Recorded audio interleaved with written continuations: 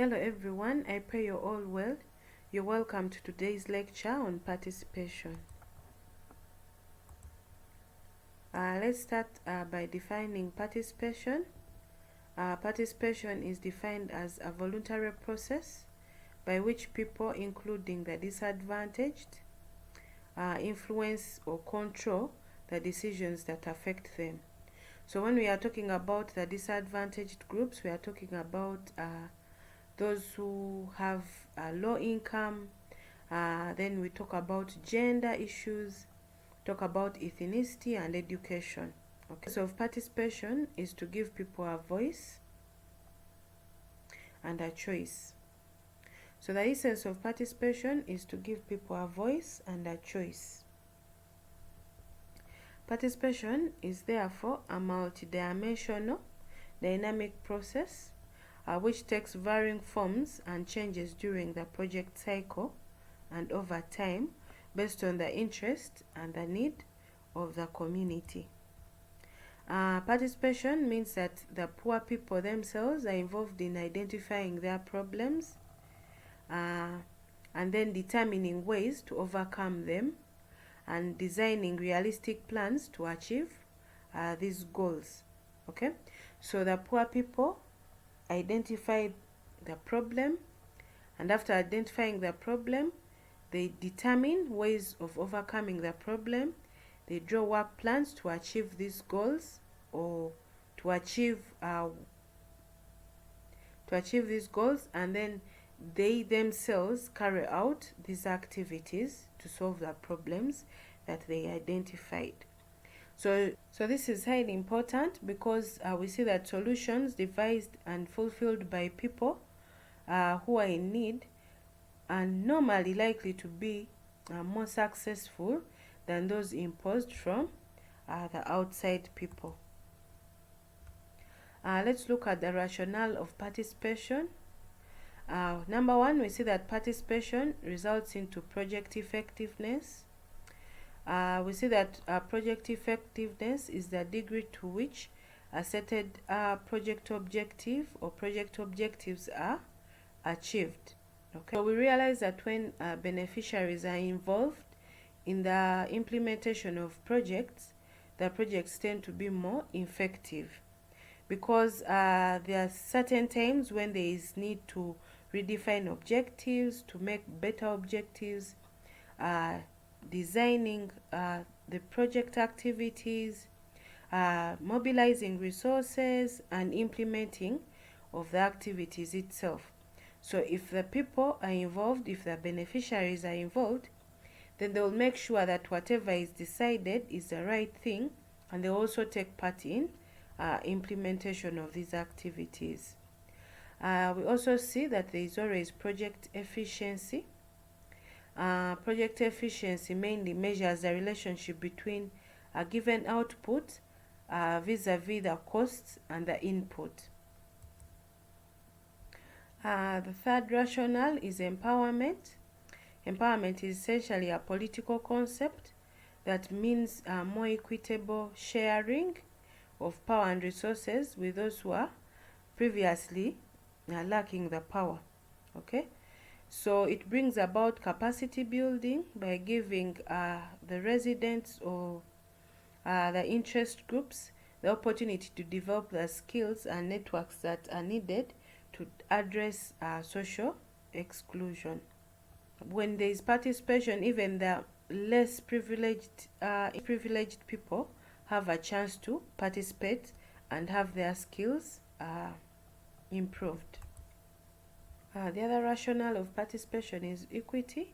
And we see that participation ensures that projects do not only benefit those who are better off, but also those who are marginalized. So in case we are talking about farmers, those who are well off and the smallholder farmers benefit equally.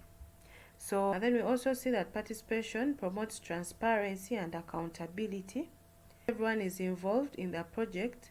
The beneficiaries are able to demand for transparency and accountability.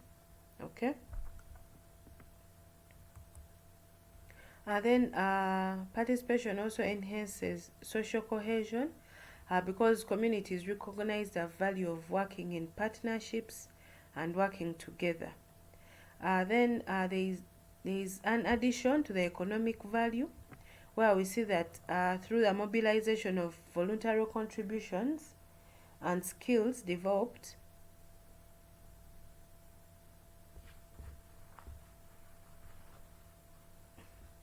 we also see additions in the economic value, mainly because there is voluntary contribution and skill development. And these mainly enhance opportunities for employment and also increase the wealth of a given community. We also see that participation promotes sustainability, mainly because the community members have ownership. That because community members have ownership of their communities, they are able to develop the confidence and the skills that are required to sustain developments once the extra resources have gone away. So let's now look at the typology of participation. The first one is passive participation, where people only participate after being told what is going to happen or what has been happening.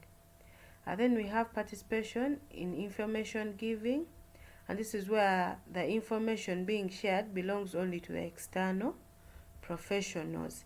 So people only participate by answering questions that are asked by the researchers or using their responses for their own benefit. Then we have participation by consultation, where people participate by being consulted and the external agencies listen to their views.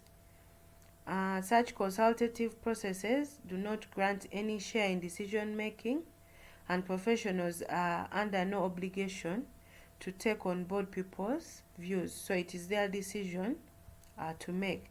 Then we have participation for material benefits, and here people participate by providing resources, for example labor in return for food or cash or other material incentives. Okay, so much on-farm research falls in this category, since farmers provide fields but are not involved in the experimentation. So a farmer will give you their field, and for you, you'll do your own research. And then we have functional participation, where people participate by forming groups to meet predetermined objectives related to the project, which can involve the development or promotion of externally initiated social organizations. Okay, so such involvement tends not to be in the early stages of the project cycle or planning, but rather after major decisions have already been made. There is also interactive participation, where people participate in joint analysis, which leads to action plans and the formation of new local institutions or the strengthening of the existing ones. So we see that this tends to involve interdisciplinary methodologies that seek multiple objectives. In this type of participation, we normally see that the local people or people in the community have a stake in maintaining structures and practices that have been put in place. Then we have self-mobilization, and this is where people participate by taking initiatives to change systems. This type of participation, we see that collective action may or may not change the existing inequitable distribution of wealth and power within a given community. Let's now look at the levels of participation. The first one is information sharing, where we see that information flows in one way from the agencies to the communities.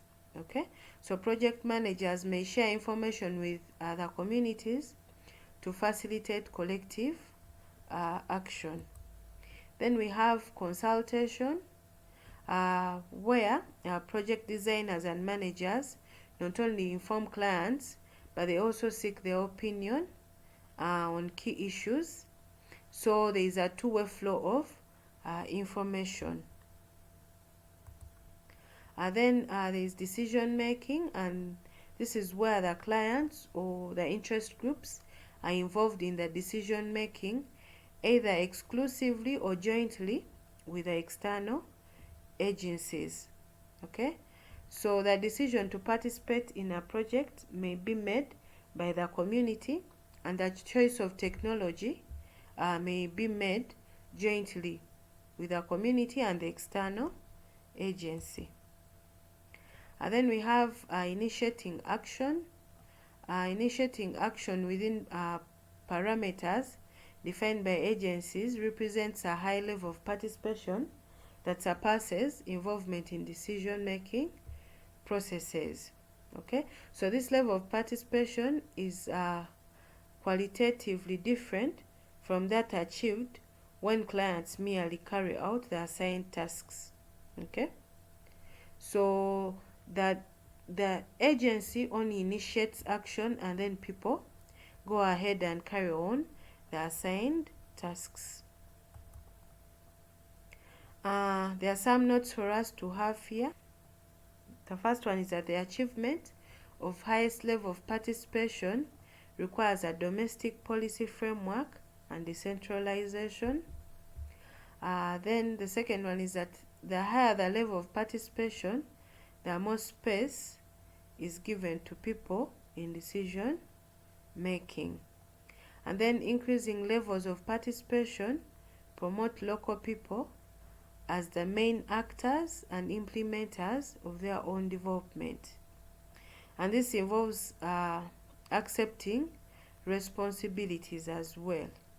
Okay, so you increase the level of participation and promote the local people, but they should also be willing to accept the responsibilities that you give to them. Let's now look at the factors that determine the extent of participation of given community members. The first one is traditions, which include cultural rules and norms, or the social behaviors. For example, there are communities where certain groups of people are not allowed to participate in the decision-making processes.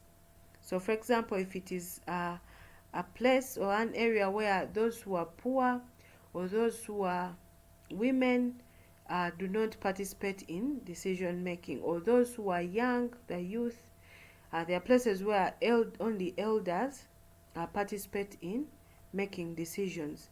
So in such places, the tradition would definitely affect the level of participation.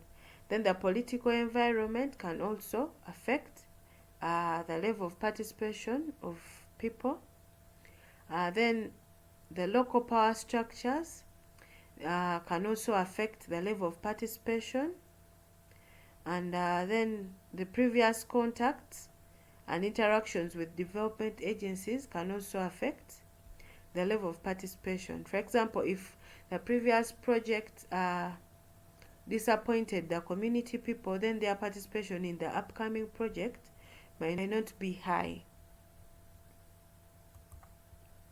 So thank you so much for listening, and in case you have any questions, kindly forward them so that we can discuss them in our next virtual session. May God bless you.